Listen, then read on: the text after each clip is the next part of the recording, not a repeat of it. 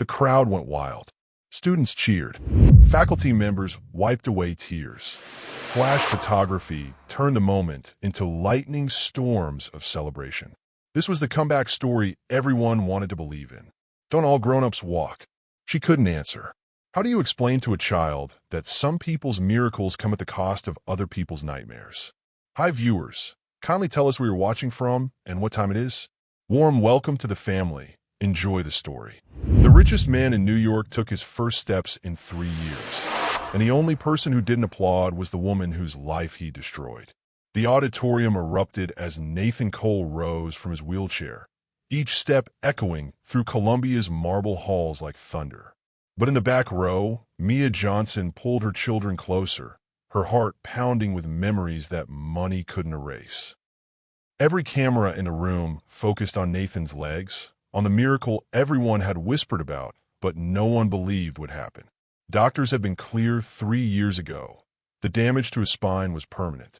No surgery, no therapy, no amount of money could bring back what he'd lost on that dark Texas highway. Yet here he stood. The crowd went wild. Students cheered. Faculty members wiped away tears. Flash photography turned the moment into lightning storms of celebration. This was the comeback story everyone wanted to believe in. The tech billionaire who'd built an empire, lost everything that mattered, and somehow found his way back to standing. But Mia wasn't watching his legs. She was watching his face. Those same sharp features that had looked down at her from behind his mahogany desk 3 years ago, dismissing her pleas like she was nothing more than paperwork to be filed away. The same mouth that had spoken words that shattered her world. Business decisions aren't personal, Ms. Johnson. I'm sure you'll land on your feet. Now he was the one on his feet, and she was still fighting to keep hers. Her 8-year-old son Marcus tugged at her sleeve. Mama, why is everyone so happy about that man walking? Don't all grown-ups walk? She couldn't answer. How do you explain to a child that some people's miracles come at the cost of other people's nightmares? Nathan's speech began, his voice carrying across the auditorium with the same commanding tone she remembered. Word about perseverance, about never giving up, about how setbacks could become comebacks. The crowd ate it up. They saw inspiration. She saw irony. 3 years ago, when Cole Industries announced massive layoffs, Nathan Cole had personally signed the termination papers that put 2,000 people out of work. Families destroyed with the stroke of a pen. Her family included. She fought back then, filed a lawsuit, demanded meetings. Stood in his office while security waited to escort her out, her voice shaking with rage as she told him about her kids, about the bills, about choosing between groceries and medicine for her diabetic daughter. He'd listened with the patience of someone waiting for traffic to clear, then had his lawyers make the case disappear with a settlement so small it barely covered a month's rent. Sometimes, Nathan continued from the stage, his newly mobile body commanding attention. We have to lose everything to understand what truly matters. Mia's grip tightened on her purse. Inside was her acceptance letter to Columbia's nursing program. The dream she'd never been able to afford, now finally within reach through scholarships and student loans. She'd worked double shifts for 2 years to save enough for today's ceremony, watching other students' families celebrate while she clapped alone. She hadn't expected him to be here, hadn't expected this moment of reckoning. Nathan's eyes swept across the auditorium as he concluded his speech, and for one terrifying second, their gazes locked across the crowd. Recognition hit his face like a physical blow. His confident smile faltered. The microphone in his hand trembled. He knew her. After 3 years, through everything that had changed, he still knew her face. Have you ever seen someone from your past at the worst possible moment? Someone who changed your life forever? Tell me in the comments what you would do. The applause thundered around them, but in that moment of eye contact, the world went silent. She saw something flicker across his expression. Surprise, guilt, maybe even fear. Good. He should be afraid. Her daughter Zoe, only 6 years old, noticed a strange man on stage looking their way. Mama, why is the walking man staring at us? Before Mia could answer, before she could grab her children and run like every instinct screamed at her to do, Nathan Cole spoke one final sentence that made her blood freeze. Sometimes the people who save us are the ones we least expect to forgive us. As security began moving through the crowd toward their section, Mia realized that Nathan's miracle wasn't his first step. It was finding her here, in this moment, when he finally had the chance to face what he'd done. She tried to disappear into the crowd, but when you've sued a billionaire, anonymity becomes impossible. Manhattan's evening shadows stretched across the university courtyard as a security approached her bench where she sat with her children, their homework scattered like shields between her and the past. Ms. Johnson, the man in the expensive suit, moved like he was used to people running when he called their names. Mr. Cole would like a word. Mia's heart hammered against her ribs, but she kept her voice steady. My children and I were just leaving. Please. Nathan's voice came from behind the security guard, and suddenly he was there, not in the wheelchair she remembered, but standing on legs that shouldn't work, leaning heavily on a walking cane that probably cost more than her rent. Up close, he looked different than she'd expected. Older, certainly. Thinner.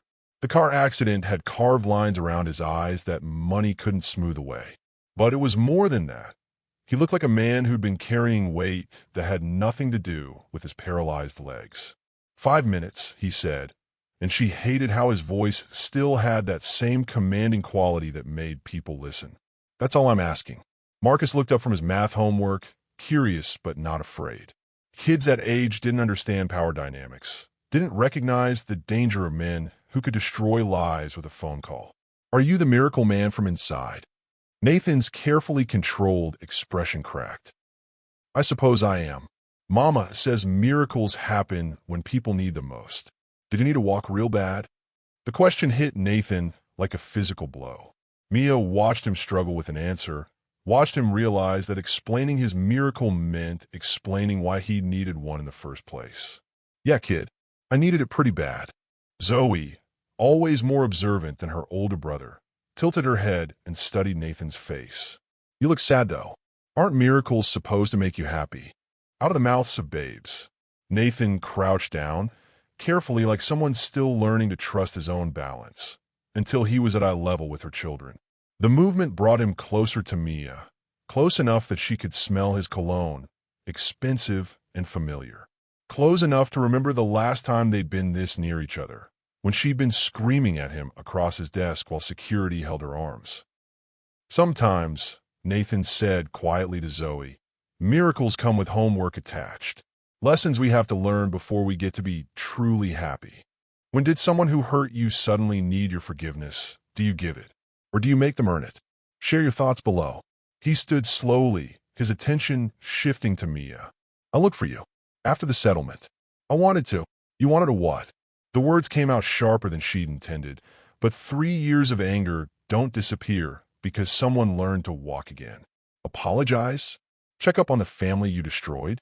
Make sure we were grateful for the crumbs. Nathan's jaw tightened. I want to make sure you were okay. We're not. The admission slipped out before she could stop it, raw and honest in a way that made her feel exposed. We're not okay, Mr. Cole. We're surviving. There's a difference. Something shifted in his expression, a crack in the armor that let her see the guilt he'd been carrying. What can I do? The question hung between them, loaded with history and possibility and danger. Her children watched this exchange like a tennis match, not understanding the stakes, but sensing the tension. When her 6-year-old daughter tugged Nathan's jacket and asked why the sad man was crying, Mia realized the miracle everyone celebrated might actually be his punishment. And somehow, she was the key to his redemption. The lawsuit that almost destroyed her family was just paperwork to him, until the day he learned her name and couldn't forget it. His penthouse office overlooked the Hudson, but Nathan stared at case files instead of the view, her signature on legal documents burning into his memory like a brand. 3 days had passed since Columbia, and he couldn't stop thinking about the look in her eyes. Not hatred. He could have handled hatred. This was something worse, disappointment. Like she'd expected better from him, even after everything. Nathan pulled up the employment records on his computer, data he should have reviewed years ago. Mia Johnson, nursing assistant at Mount Sinai. Single mother of 2. No husband listed on any paperwork. Before the layoffs, she'd been working toward her RN degree part-time, maintaining a 3.8 GPA while supporting her family. The layoffs had ended all of that. His fingers moved across the keyboard, accessing information that money and connections made available. Her current address in Newark.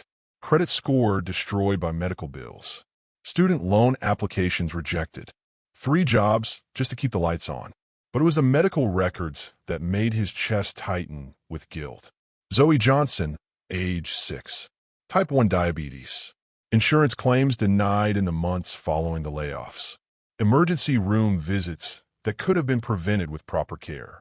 Bills that pushed a struggling family over the edge into financial ruin. Nathan's hands shook as he scrolled through the documents. This wasn't just business anymore. This was a little girl who'd suffered because of decisions he'd made in boardrooms far removed from the consequences. He picked up his phone, then set it down. Picked it up again. What do you say to someone whose child nearly died because of your choices? His assistant knocked and entered without waiting for permission, a privilege earned through 10 years of loyalty. Sir, you've been staring at that screen for 3 hours. The Singapore call is in 20 minutes. Cancel it. Nathan's voice came out rougher than intended. Sir, cancel all my meetings for the rest of the week. I need you to do something for me. Quietly. He turned the monitor so she could see Mia's information. I want you to find out everything about this woman's situation. Current job status, her children's schools, medical needs, educational goals. Everything. His assistant, a woman who'd seen Nathan make billion-dollar decisions without blinking, looked concerned. Sir, if this is about the lawsuit, it's not about the lawsuit. It's about doing what's right. Have you ever realized your success came at someone else's expense? How do you make that right? Tell me your story in the comments. That night, Nathan sat in his bedroom, the same bedroom where he'd spent 2 years after the accident, convinced he'd never walk again.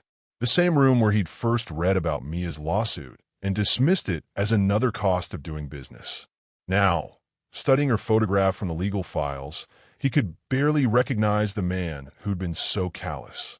The accident had taken his legs temporarily, but his conscience had been paralyzed much longer.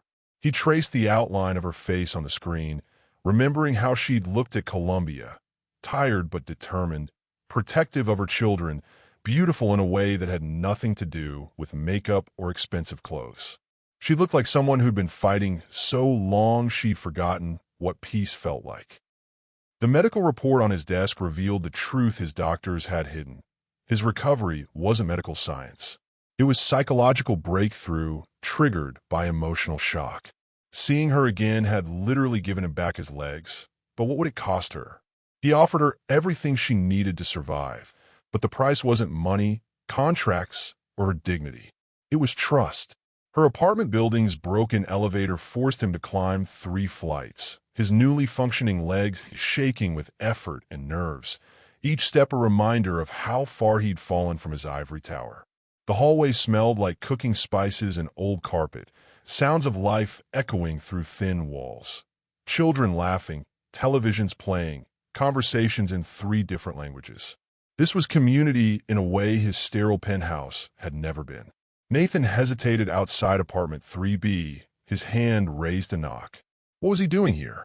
What possible good could come from showing up at her home unannounced? Before he could change his mind, the door opened.